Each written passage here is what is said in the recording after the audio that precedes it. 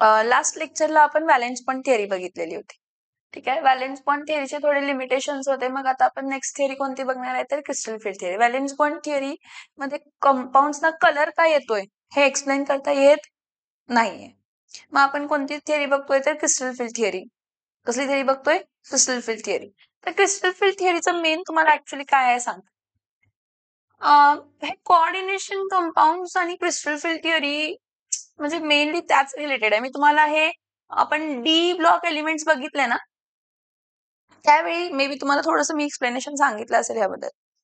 काय असते जो डी सबशेल आहे त्या डी सबशेल मध्ये काय आहे D x Y D Y Z D x Z D x square dash Y square आणि काय आहे तर D z square.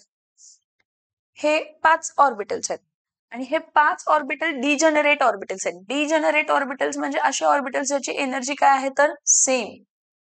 Degenerate orbitals म्हणजे असे ऑर्बिटल्स ज्याची एनर्जी काय आहे तर सेम. ओके, सो इथं काय होतंय जेव्हा लिगँड्स येतात म्हणजे सेंट्रल मेटल ऍटम आहे. सेंट्रल मेटल ऍटमच्या अराउंड लिगँड्स इंटरॅक्ट करतात ना. हा म्हणजे जेव्हा लिगँड्स इंटरॅक्ट करायला येतात मेटल आयनच्या अराउंड तर डी सबशेल सगळ्यात बाहेरची आहे तशी बघितलं बाहेर किंवा आजची खरं डी सबशेल आहे.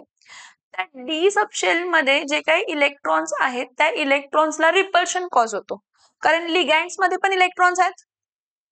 लिगँड पेअर आहे ना. कसला पेअर आहे? Ligand pair. आता इथं बघा काय मी काय सांगते ते. हा कोबाल्ट आहे हा ना. हा कोबाल्टला कोण इंटरॅक्ट करणार आहे? अमोनिया. कोण इंटरॅक्ट करणार आहे? अमोनिया. कोण इंटरॅक्ट करणार आहे? अमोनिया. कोण इंटरॅक्ट करणार आहे? अमोनिया. कोण इंटरॅक्ट करणार आहे? अमोनिया. कोण इंटरॅक्ट करणार आहे? अमोनिया. मग कोबाल्ट आपण बघितलं 3D एम्प्टी होतं. हा 3D किंवा 4D पण आहे त्यामध्ये. जेव्हा कोबाल्ट आयनच्या सराउंडिंग जेव्हा लिगँड्स येतात काय येतात तर ते लिगँड्स जेव्हा कोबाल्टच्या जवळ येतात कोबाल्टच्या सबशेल जवळ येतात तर ते काय करतात डी सबशेल मध्ये जे काही इलेक्ट्रॉन्स आहेत तुम्ही डी सबशेल मध्ये इलेक्ट्रॉन असू देत किंवा नसू देत त्या डी सबशेल मध्ये जे डिजनरेट ऑर्बिटल्स होते D x Y D Y Z D x Z D x square Y D z square म्हणजे त्याची एनर्जी काय होती नियरली काय होती तर सेम. त्यांना स्प्लिट करतात. काय करतात? स्प्लिट. त्याचं रिझन स्प्लिटिंगचं सांगते तुम्हाला. जर कसला कॉम्प्लेक्स आहे? ऑक्टाहेड्रल कॉम्प्लेक्स आहे. कसला कॉम्प्लेक्स आहे? हा जर ऑक्टाहेड्रल कॉम्प्लेक्स फॉर्म होतोय ऑक्टाहेड्रल कॉम्प्लेक्स म्हणजे ज्या केसमध्ये कोऑर्डिनेशन नंबर किती आहे तर 6. या केसमध्ये ते अलॉंग द ऍक्सिस इंटरॅक्ट करतात. कोण? लिगँड्स. कोण? लिगँड्स येताना कुठे येतात? Along the axis. मग ऍक्सिस रिलेटेड ऑर्बिटल्स कोण आहेत? D x square dash Y square आणि डी झेड स्क्वेअर. मग हे जे ऑर्बिटल्स आहेत दोन ह्यांची एनर्जी वाढणार रिपल्शनमुळे. कशामुळे? आणि स्प्लिटिंग होते. काय होतंय? म्हणजे तुमची डी सबशेल ज्यामध्ये 5 ऑर्बिटल्स होते त्यांची एनर्जी काय होती? सेम. त्यांचं काय होणार आहे तर स्प्लिटिंग. किती एनर्जी लेवलला स्प्लिटिंग होणार आहे? 2. एक लोअर एनर्जी लेवल आहे. लोअर एनर्जी लेवल कोणती आहे तर T2G आणि एक हायर एनर्जी लेवल आहे.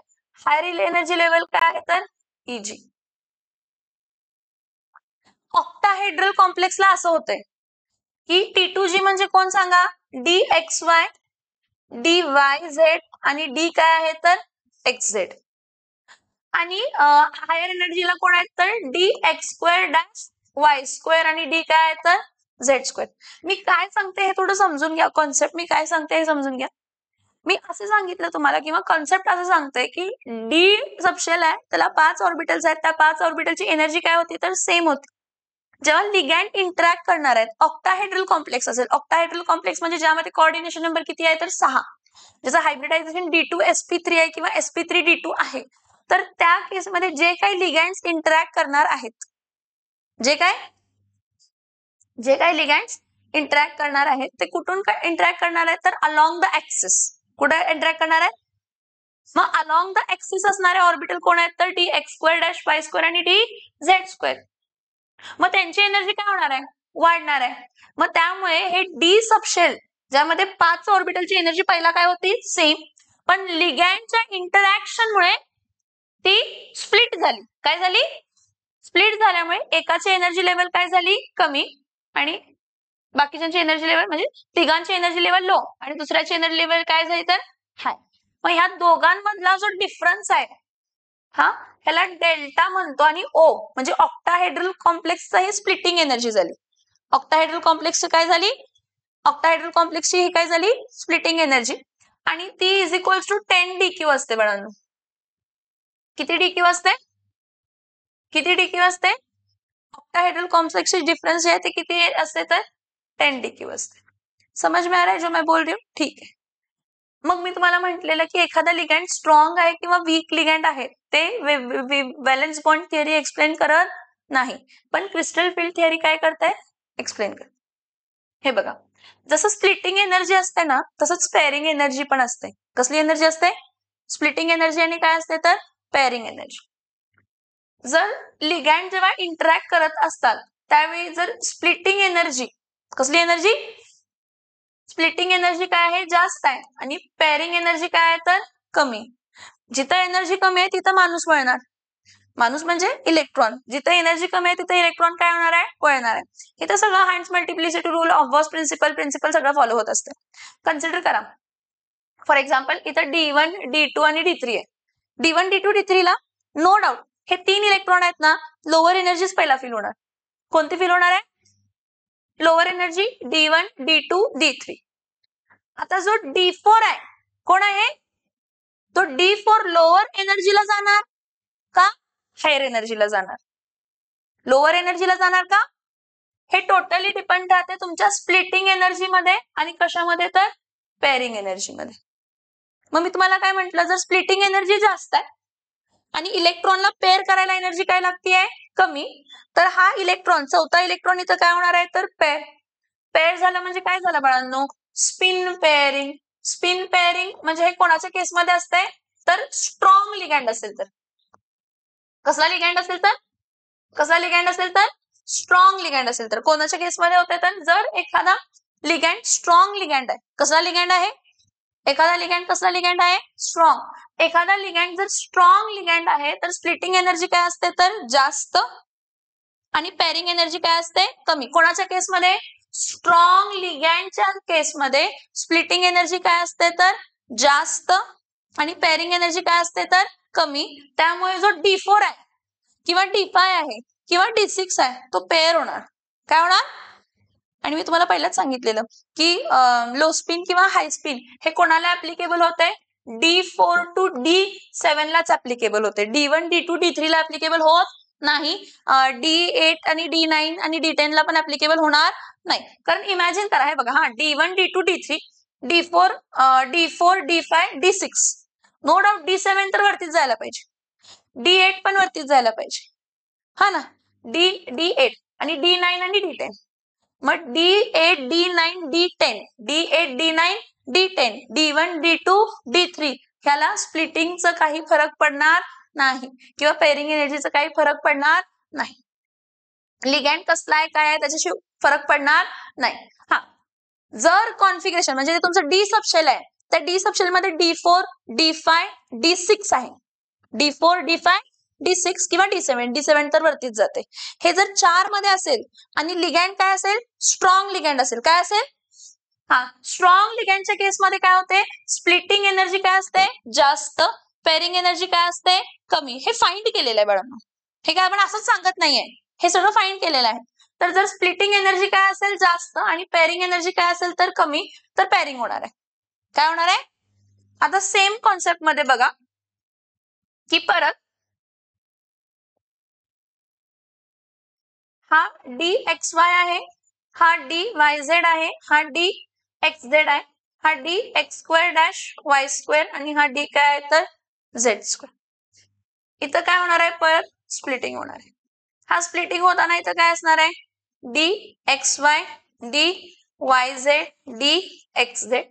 इथं काय असणार आहे तर DX2-Y2 आणि DZ2. परत D1, D2, D3 आणि D4 आहे. हे बघा D1, D2, D3 तर इथं भरतेच. D4चं काय D4 ची एक केस आहे. जर स्प्लिटिंग एनर्जी कमी आहे, ह्या दोघांमधला डिफरन्स जो आहे, स्प्लिटिंग एनर्जी काय आहे, कमी आहे. कशापेक्षा कमी आहे, पेरिंग एनर्जी. म्हणजे पेरिंगला एनर्जी काय लागते, जास्त, आणि स्प्लिटिंगला एनर्जी काय लागते, कमी. तर चौथा इलेक्ट्रॉन कुठं जाणार आहे, अनपेअर. हे कोणाच्या केसमध्ये होत आहे, हे कोणाच्या केसमध्ये होत आहे, वीक लिगँड. कोणाच्या केसमध्ये होत आहे, आणि केस कोणती येणार आहे, तर स्पिन फ्री. कोणती होणार आहे, केस कोणती होणार आहे, स्पिन फ्री. समजते का मी काय सांगते, yes or no, yes or no, yes or no. मी काय सांगते लक्षात येते का, हा. मग स्पिन फ्री होते तर हे अनपेड वरती लेवलला जाणार आहे, हायर एनर्जी लेवलला जाणार आहे. सो आपल्याला वीक लिगँड कोण आहे, वीक लिगँड असे असतात ज्यामध्ये पेरिंग एनर्जी जास्त आहे आणि स्प्लिटिंग एनर्जी काय आहे तर कमी. आणि स्ट्रॉंग लिगँड कोण आहे, तर ज्यामध्ये पेरिंग स्प्लिटिंग एनर्जी काय आहे जास्त आणि पेरिंग एनर्जी काय आहे तर कमी. समझ में आ रहा है, येस और नो, येस और नो. ठीक आहे. आता अजून एक बघा, काय हे तर झालं कोणाचं, ऑक्टाहेड्रल कॉम्प्लेक्स. टेट्राहेड्रल कॉम्प्लेक्सेस जे असतात, कसले कॉम्प्लेक्सेस असतात, टेट्राहेड्रल कॉम्प्लेक्स. टेट्राहेड्रल कॉम्प्लेक्स म्हणजे बाळांनो कसला हायब्रिडायझेशन असतंय, sp3 हायब्रिडायझेशन. म्हणजे तुमचा NiCl काय होता तर 4, NiCl4 2- असा काहीतरी होता, हा sp3 हायब्रिडायझेशन आहे. जेव्हा टेट्राहेड्रल कॉम्प्लेक्स असते, कसला कॉम्प्लेक्स असते, तर टेट्राहेड्रल कॉम्प्लेक्सच्या केसमध्ये काय असते, तर हे परत तुमचं डी सबशेल आहे. त्या डी सबशेल मध्ये 5 ऑर्बिटल आहे, DXY आहे, DYZ आहे, DXZ आहे, DX2-Y2 आहे, आणि काय आहे तर DZ2 आहे.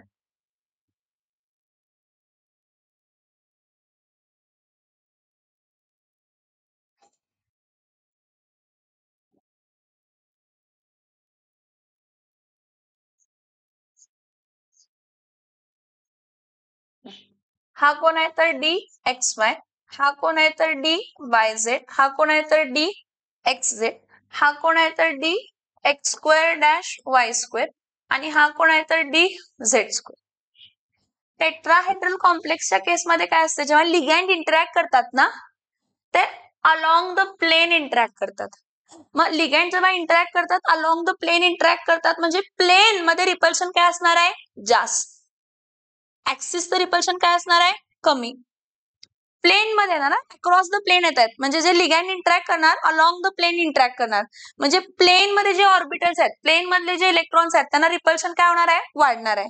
मग त्या केसमध्ये उलट होतंय.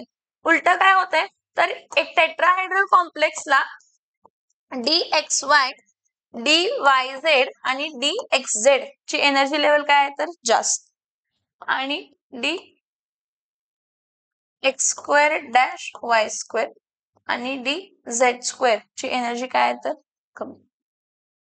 समझ में आ रहा है, हा. ह्यांची जी एनर्जी असते ना, स्प्लिटिंग एनर्जी टेट्राहेड्रलची, ती 4/9 दी ऑक्टाहेड्रल असते, म्हणजे कमी असते. ऑक्टाहेड्रल पेक्षा ह्यांची स्प्लिटिंग एनर्जी काय असते, टेट्राहेड्रल कॉम्प्लेक्सची काय असते, कमी असते. काय असते, कमी. आणि इथं मोस्टली म्हणजे जे कॉन्सेप्ट आपण म्हटलं लो स्पिन आणि हाय स्पिन, ते काय अप्लाय होत, इथं लो स्पिन आणि हाय स्पिन अप्लाय होत नाही. पण हा, टेट्राहेड्रलची स्प्लिटिंग एनर्जी ही किती असते, 4/9 दी ऑक्टाहेड्रलची स्प्लिटिंग एनर्जी. टेट्राहेड्रलची स्प्लिटिंग एनर्जी किती असते, 4/9 दी ऑक्टाहेड्रलची स्प्लिटिंग एनर्जी. समझ में आ रहा है क्या, यस और नो, यस और नो. मी टाइम देते तुम्हाला लिहायला, पण थोडे पॉइंट्स पहिला एक्सप्लेन करते.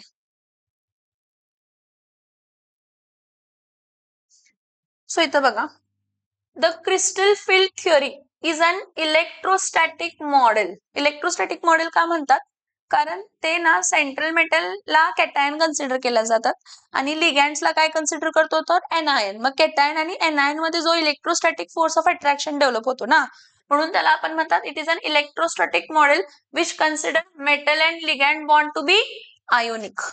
कसला आहे, ionic. Purely from the electrostatic interaction, कोणाचं interaction, purely between electrostatic interaction between the metal ion and the ligand.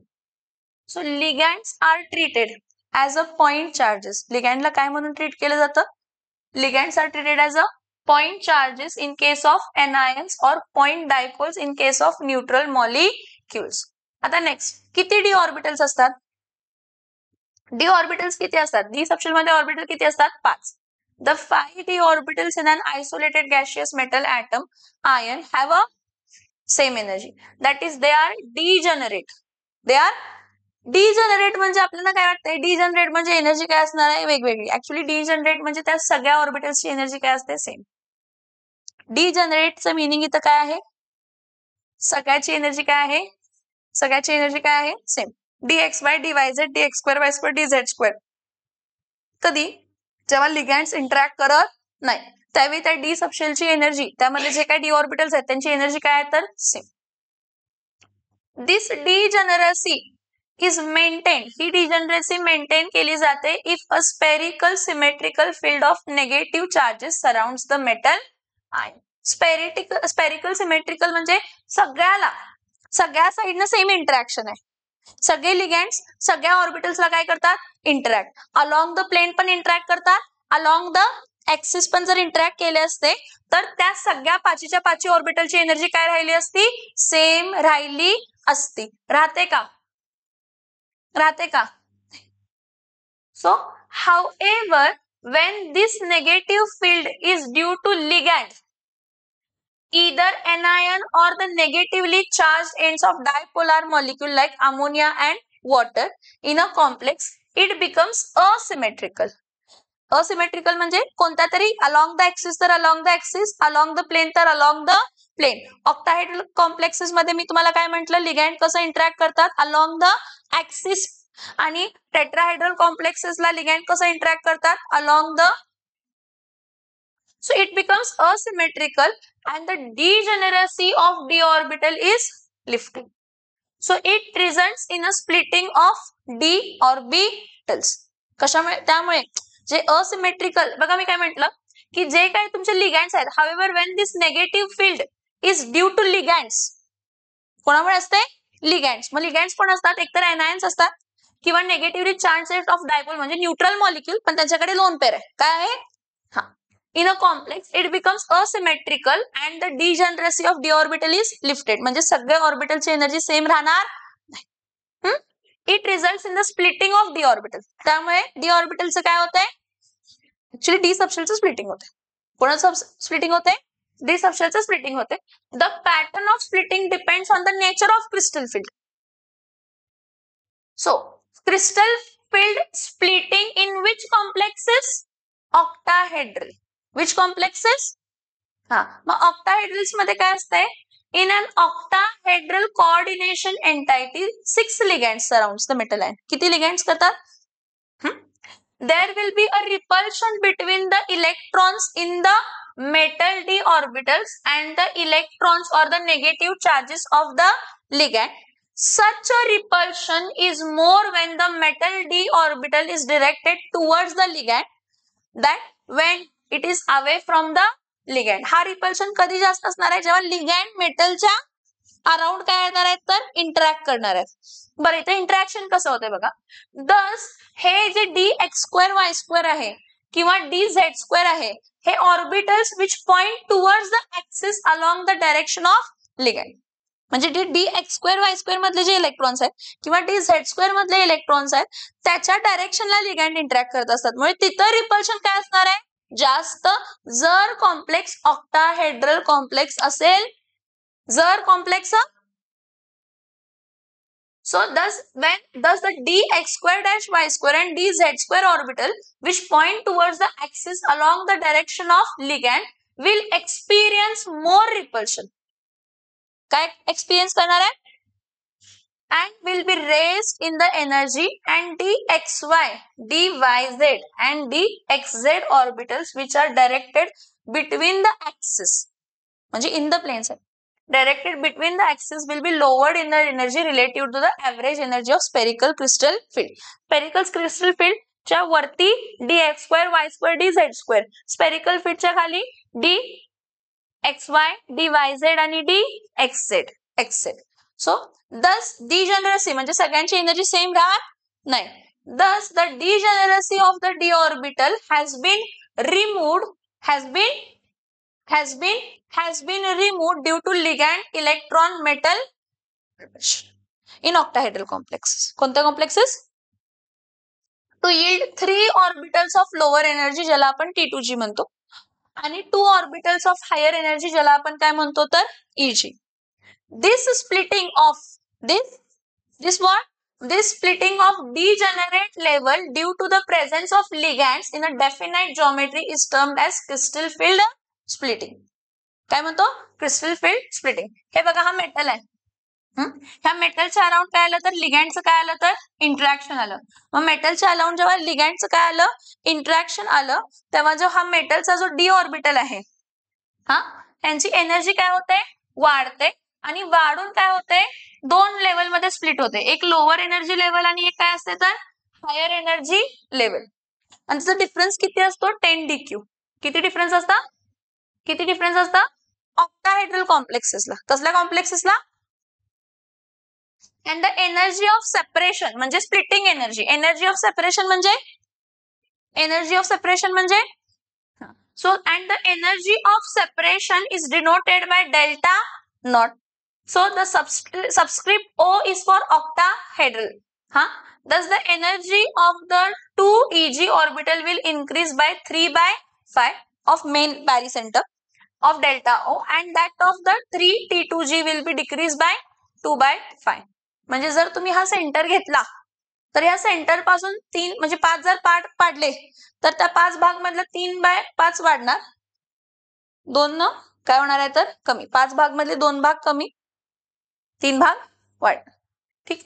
So the crystal field splitting delta not depends upon the field produced by the ligands and the charge on the metal ion. Some ligands are able to produce which field? Some ligands are able to produce strong field in which case the splitting बघा strong field मध्ये मी तुम्हाला काय म्हटलेलं splitting energy काय असते strong फील्डच्या केस मध्ये splitting energy काय असते जास्त असते आणि पेअरिंग एनर्जी काय असते कमी. त्यामुळे इलेक्ट्रॉन लोअर एनर्जीलाच काय होणार आहे पेअर वरती जाणार नाही. मग तो कॉम्प्लेक्स कसला कॉम्प्लेक्स असते तर लो स्पिन कॉम्प्लेक्स. कसला कॉम्प्लेक्स असतो so the splitting to produce strong fields in which case the splitting will be so large whereas other produced weak field and consequently results in small splitting of d orbitals. In general ligands can be arranged in order of their increasing field strength. सगळ्यात जास्त strongest ligand कोण आहे CO. म्हणजे actually check केलंय की splitting कोण जास्त produce करते तर कार्बोनिल मग सायनाइड मग इथिलीन डायमाइन मग अमोनिया मग EDTA ethylene diamine tetra acetate मग त्यापेक्षा कमी थायोसल्फेट मग वॉटर मग ऑक्झलेट मग OH मग फ्लोरीन सल्फाइड क्लोरीन सायनाइड्स थायोसायनेट्स हे आयसोथायोसायनेट्स आहेत आणि हे काय तर थायोसायनेट्स आहेत. हे ब्रोमीन आणि आयोडीन. मी तुम्हाला 2 पार्ट सांगते काय इकडं हॅलोजन्स आणि सल्फर हॅलोजन्स आणि वीक लिगँड्स असतात आणि त्याच्या पुढे ज्यामध्ये ऑक्सिजन्स आहेत ते काय आहेत तर स्ट्रॉंग लिगँड्स. ऑक्सिजन नायट्रोजन ज्या केसमध्ये लोन पेअर देणार आहेत ते कसले आहेत तर स्ट्रॉंग लिगँड्स. कसले लिगँड्स आहेत So such series is termed as a spectrochemical series. It is an experimentally determined series based on the absorption of light by complex with different ligands. Let us assign electron in the d orbital of metal ion in the octahedral coordination entities. Obviously, the single d electrons occupies one of the lower energy T2G orbital in D2 and D3 coordination entities.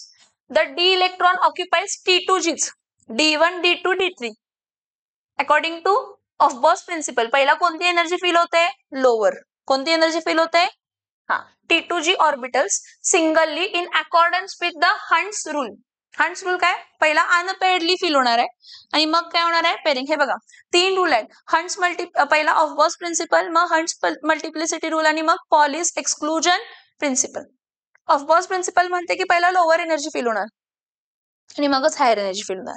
मग lower energy मध्ये जे orbitals आहेत त्या दर orbital मध्ये एक एक unpaired electron आल्याशिवाय पेअरिंग होणार.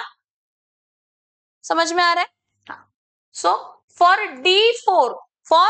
D4 ion, two possible patterns of electron distribution arises. की जो फोर्थ इलेक्ट्रॉन जो आहे तो एकतर T2G लेवल करू शकतो एंटर आणि पेअर करू शकतो. मग ते कोणाच्या केसमध्ये होते T2G लेवल? जेव्हा स्प्लिटिंग एनर्जी जास्त आहे आणि पेअरिंग एनर्जी काय आहे तर कमी. आणि तो कोणाच्या केसमध्ये होत आहे? स्ट्रॉंग लिगँडच्या केसमध्ये. कोणाच्या केसमध्ये होत आहे? कोणाच्या केसमध्ये होत आहे? स्ट्रॉंग लिगँडच्या केसमध्ये होत आहे. कोणाच्या केसमध्ये होत आहे? स्ट्रॉंग लिगँडच्या केसमध्ये. ठीक आहे, फाईन. सो सेकंड मध्ये it could avoid paying the price of pairing energy by occupying the EG level. मग EG लेवल कधी ऑक्युपाय करणार आहे? कोणाच्या केसमध्ये?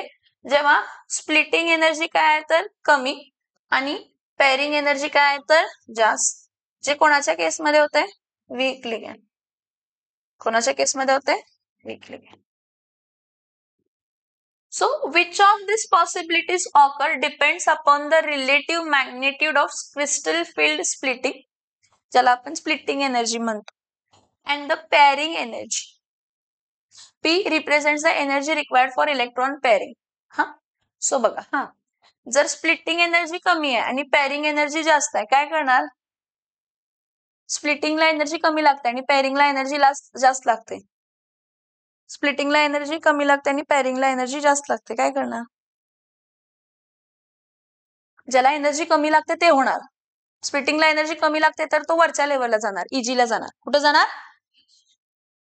The fourth electron enters one of the EG orbital giving configuration T2G3 आणि EG. Ligands for which splitting energy is less than pairing energy are known as which ligands? Weak ligands. कसले ligands आहेत? मी उलट सांगितलं का? हा, splitting energy जास्त आहे. हा, बरोबरच सांगितलं ना?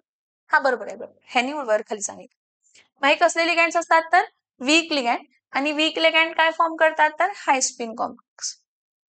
आणि जर स्प्लिटिंग एनर्जी काय आहे तर जास्त आणि पेअरिंग एनर्जी काय आहे तर कमी, तर काय होणार? पेअर होणार. काय होणार? So it becomes more energetically favorable for the fourth electron to occupy T2G orbital with configuration of T2G4EG. Ligands which produces this effect are known as strong field ligand and forms which complex? Low spin complexes. कसले complex form करतो? So calculation shows that from D4 to D7 coordination entities are more stable for strong field as compared to what? Weak field. ठीक आहे. Crystal field for tetrahedral. Crystal field for उलट झाले का बघा? EG खाली आहे आणि T2G, EG, T2G. So in tetrahedral coordination entities formation, the d orbital splitting is inverted and it is smaller as compared to the octahedral field splitting. For the same metal, the same ligand and the metal ligand distance, it can show that splitting energy tetrahedral किती आहे? हे खूप म्हणजे आपण expect पण करत नाही ह्याच्याबद्दल क्वेश्चन खरं विचारतात की ऑक्टाहेड्रल कॉम्प्लेक्सची स्प्लिटिंग एनर्जी एवढी आहे तर टेट्राहेड्रल कॉम्प्लेक्सची एनर्जी किती असणार? लक्षात ठेवायचं. Delta T is equals to 4/9 of delta. So consequently, the orbital splitting energies are not sufficiently large for forcing pairing and therefore low spin configurations are rarely observed. Low spin high स्पिनचा संबंध इथे येतच नाही कारण energy तेवढं काय नाहीये.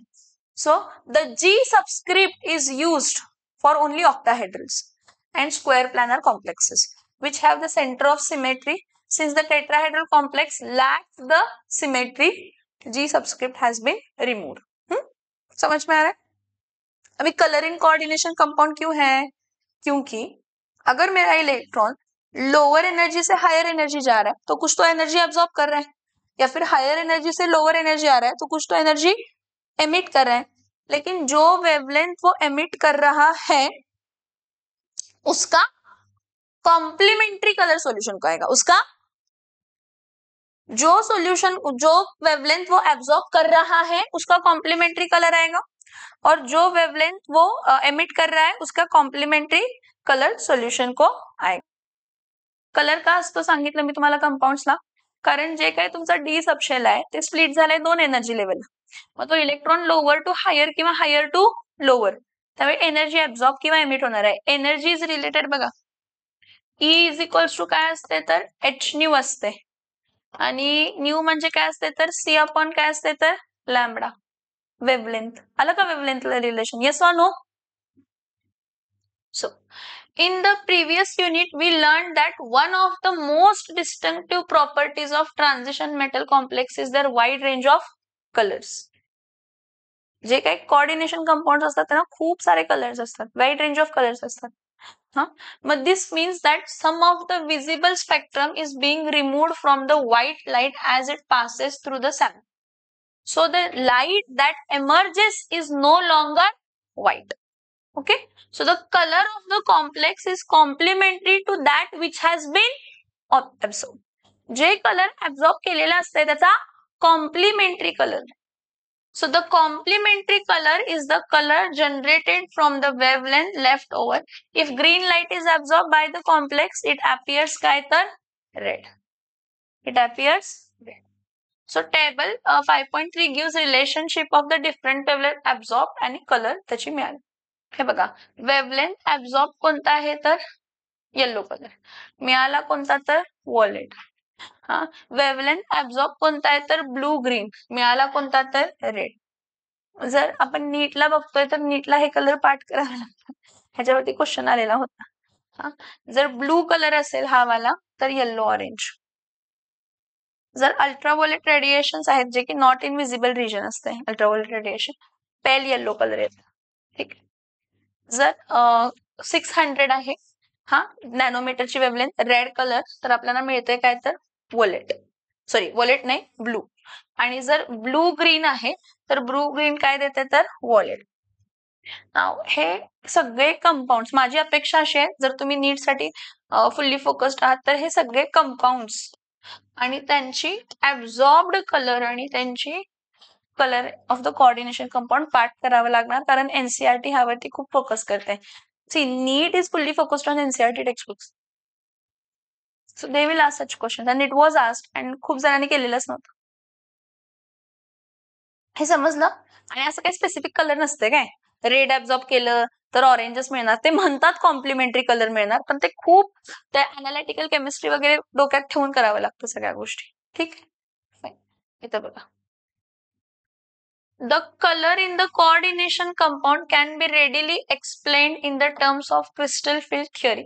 Consider for example the complex titanium hexa aqua titanium. काय तो hexa aqua titanium ion which is violet in color. This is an octahedral complex with very single electron Ti3+ is 3d1 system. In the metal d orbital in the T2g level जो की ground state आहे. मग तो ground state to कुठे jump करणार आहे excited state. पण जर त्या इलेक्ट्रॉनला ग्राउंड स्टेट टू एक्साइटेड स्टेटला जम्प करायचं असेल तर तो एनर्जी काय करणार आहे तर ऍब्सॉर्ब करणार आहे of the complex. So the next higher state available for the electron is empty EG level. So if the light corresponding to the energy of blue-green region is absorbed by the complex, it would excite the electron from the T2g level to EG level. So T2g level to EG level. Consequently, the complex appears violet in color. The crystal field theory attributes the color of the coordination compounds due to D to D transition of the electron. जे valence bond theory explain करत नव्हतं की colour का आला, crystal field सांगते colour येतंय कारण दोन एनर्जी लेवल आले ना लिगॅंड इंटरॅक्शन नंतर. मग जेव्हा electron lower energy to higher energy जो जम्प करतो त्यावेळी जी वेवलेंथची एनर्जी त्यांना ऍब्सॉर्ब केला त्याचा कॉम्प्लिमेंटरी कलर मिळतं. त्याचा समझ में आ रहा है ये सोनू? ठीक. So it is important to note that in the absence of ligand, crystal field splitting does not occur and hence the substance is colorless. आता in case of D0, 3D0, 3D10 म्हणजे ND काय म्हणतात N-1 D0 असेल किंवा N-1 D10 असेल तर colourless, कारण एकतर एम्प्टी आहे, इलेक्ट्रॉन फिरायला वर खाली कोण नाहीये किंवा कम्प्लिटली फिल्ड आहे म्हणून कोण कुठे जम्प बिम करायचा संबंधच येत नाही त्या case. For example, the removal of water from TiH2O6 Cl3 on heating renders it colorless. विचार करा, Ti आहे ना 3+ आहे ऑक्सिडेशन स्टेट. काय ऑक्सिडेशन स्टेट? 3+. मग स्कॅन्डियम टिटॅनियम असते ना, स्कॅन्डियम टिटॅनियम, आणि टिटॅनियमचं कॉन्फिगरेशन काय असते? 3D1 आणि काय असते तर 4s2. मग S मधले 2 गेले, D मधला 1 गेला, म्हणजे 3D0 झाला, म्हणजे D एम्प्टी झाला. काय झालं? D. मग एम्प्टी आहे म्हणजे जम्प करायलाच कोण नाही आहे, मग कलरलेस. किंवा D10 आहे, कलरलेस, झिंकचे compound. Okay, so similarly anhydrous CuSO4 is white but CuSO4.5H2O is blue in colour, कारण तो वॉटर ऍब्सॉर्ब करतो. लिगँड्स, वॉटर जे आहेत ते लिगँड्स आहेत, ऍब्सॉर्ब करतो. So the influence of the ligand on the color of the complex may be illustrated by considering NiH2O6 2+ complex. निकेलचं oxidation state काय आहे तर +2. काय oxidation state? +2, which forms when nickel 2 chloride is dissolved in water, which is if the didentate ligand म्हणजे एका वेळेस किती lone pair देत आहेत? 2. कायलेटिंग एजंट म्हणतो आपण, आणि तसे कंपाऊंड मोर स्टेबल असतात. काय असतात? more stable. Ethane 1,2 diamine is a progressively added in the mole ratio of En Ni 1:1 म्हणजे ethylene 1 Ni 1 proportion, ethylene 2 1 3 1. The following series of reaction and their association color changes. दरवेळी change होणार आहे interaction. हे बघा, हा ह्याला shift करणार आहे कारण कोऑर्डिनेशन नंबर 6च राहणार आहे. 6चं कोऑर्डिनेशन नंबर कधी चेंज होणार? मग इथिलीन अमाइन जर गेला तर किती वॉटर मॉलिक्यूल बाहेर पडायला पाहिजेत? 2. बघा, 2 वॉटर मॉलिक्यूल बाहेर पडले. परत अजून एक इथिलीन डायमाइन, मग कोणता कलर आला? पेल ब्लू, लिगँड चेंज झाला. परत काय आला? ब्लू, परत लिगँड चेंज झाला, 2 वॉटर मॉलिक्यूल, परत 2 चेंज झाले, वोलेट. समझ में आ रहा है कलर? येस और नो? ठीक आहे, हे दाखवले. So the colour of some gemstone, जे आपल्या लाईफ मध्ये आपण जे जेमस्टोन्स वगैरे वापरतो ना, रुबी, रेड वगैरे, त्याचे जे कलर आहेत ते ह्याच रिजन मध्ये आहेत. The colour produced by the electronic transition within the D2 orbitals of transition metal ion occur frequently in everyday life. Ruby is a aluminium oxide containing about 0.5 to 1% of Cr3+ ion. जैसे D3 configuration, D3, which are randomly distributed in the position normally occupied by the Al3+. We may view this chromium 3+ species as an octahedral chromium complex incorporated into alumina lattice and D2D transition होणार आहे, त्यामुळे colour येणार आहे. काय होणार आहे? D2D transition होणार, त्यामुळे काय येणार आहे तर कलर येणार आहे. समजतंय? आता लिमिटेशन्स बघा क्रिस्टल फील्ड थिअरीचे. काय आहे? The crystal field model is successful in explaining the formation, structure and colour magnetic property of coordination compound to larger extent. पण त्याचं ॲझम्पशन्स आहे पॉइंट पॉझिटिव्ह आणि नेगेटिव्ह, कॅटायन आणि anion. So however from the assumption that the ligands are point charges, it follows that anionic ligand should exert greatest splitting effect. The anionic ligand actually are found at the low end of the spectrochemical series. Further, it does not take in account the covalent character of bonding between ligand and central atom. See, ligand आणि central atom मध्ये coordinated bond आहे. कसला bond आहे? Sharing of electron मुळे झालेला, mutual sharing of electron, sorry unmutual sharing, पण sharing आहे, unmutual sharing आहे पण म्हणजे टोटल लॉस आणि टोटल गेन झालेला. सो पहिला जो ॲझम्पशन आहे पॉइंट चार्जेस, कॅटायन आणि तोच जरा चुकते. So these are some weaknesses of the CFT which are explained by the ligand field theory and molecular orbital theory. Molecular orbital theory तर आपण शिकतो, ligand field theory तर आपण काय शिकत नाही. molecular orbital theory कुठे शिकली आपण? 11वीला शिकली आहे, केमिकल बॉन्डिंगला. कोणत्या टॉपिकला? केमिकल बॉन्डिंगला. लास्ट पॉइंट आहे तो बॉन्डिंग इन मेटल कार्बोनिल्स, हे सगळे कसले लिगँड्स आहेत? न्यूट्रल लिगँड्स, न्यूट्रल कॉम्प्लेक्सेस आहेत. जेवढे काय मेटल कार्बोनिल्स असतात ना ते कसे असतात तर न्यूट्रल. म्हणजे मेटलनं इलेक्ट्रॉन लॉस गेन काय केलेला? लॉस केले नाही, गेनचा संबंध येत नाही. मेटलने इलेक्ट्रॉन लॉस केलेला, मेटलने इलेक्ट्रॉन लॉस केलेला, मेटलने इलेक्ट्रॉन लॉस केलेला, मेटलने इलेक्ट्रॉन लॉस केलेला. द होमोलेप्टिक कार्बोनिल्स, होमोलेप्टिक म्हणजे जे काही लिगँड्स आहेत ते सगळे सेम आहेत आणि ते कार्बोनिल्स आहेत. CO neutral molecule. कसला मॉलिक्यूल आहे? कसला मॉलिक्यूल है? कसला मॉलिक्यूल है? सेफ कैसा मॉलिक्यूल है?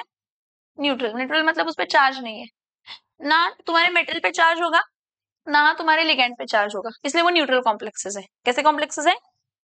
So the homoleptic carbonyl compounds containing carbonyl ligands only are formed by most of the transition metal. These carbonyls have simple, well-defined structure, that is tetracarbonyl nickel.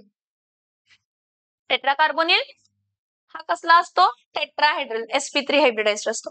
पेंटाकार्बोनिल nickel, sorry pentacarbonyl ion sp3 dehybridization असते. It is trigonal bipyramidal, while hexacarbonyl chromium काय असतो तर octahedral. सगळे neutral आहेत, म्हणजे ना त्याच्या ligand वरती चार्ज आहे ना त्याच्या मेटल वरती चार्ज आहे, म्हणजे मेटलने इलेक्ट्रॉन लॉस वगैरे काय केलेलं नाही. लिगँड न्यूट्रल आहे. न्यूट्रल कोण होता? आणि कोणता लिगँड न्यूट्रल होता? वॉटर आणि H2O आणि NH3, H2O आणि NH3. नेक्स्ट बघा, decacarbonyl dimanganese is made up of 2 square pyramidal MnCO5 units. मी दाखवते, joined by MnMn bond. Octacarbonyl cobalt has a CO-CO bond bridged by 2 CO groups. See in the figure. हे बघा, हा tetrahedral आहे, हा trigonal बायपिरॅमिडल आहे, हा octahedral. Octahedral म्हणजे स्क्वेअर बाय पिरॅमिडल, ऑक्टाहेड्रल म्हणजे स्क्वेअर बाय. हा डेक्का कार्बोनिल, 2 मॅग्नीज लिंक आहेत आणि त्याला 5 कार्बोनिल ग्रुप आहेत, 5 कार्बोनिल ग्रुप आहेत. समझ में आ रहा है? यस और नो? हा CO ऑक्टा कार्बोनिल कसा आहे बघा, 1 2 3 4 5 6 7 8 कोबाल्ट कोबाल्ट लिंक. कसला लिंक आहे? कसला लिंक आहे? कोबाल्ट. बघा याच्यामध्ये बॅक बॉन्डिंग होते. काय होतंय? Back bonding. The metal carbonyl bond is metal carbonyl possess both sigma and which bond? कोणता बॉन्ड असतो त्यामध्ये? सिग्मा आणि पाय दोन्ही बॉन्ड असतात. Pi characters. The MC sigma bond is formed by the donation of lone pair of electrons on the carbonyl carbon into a vacant d orbital of metal ion.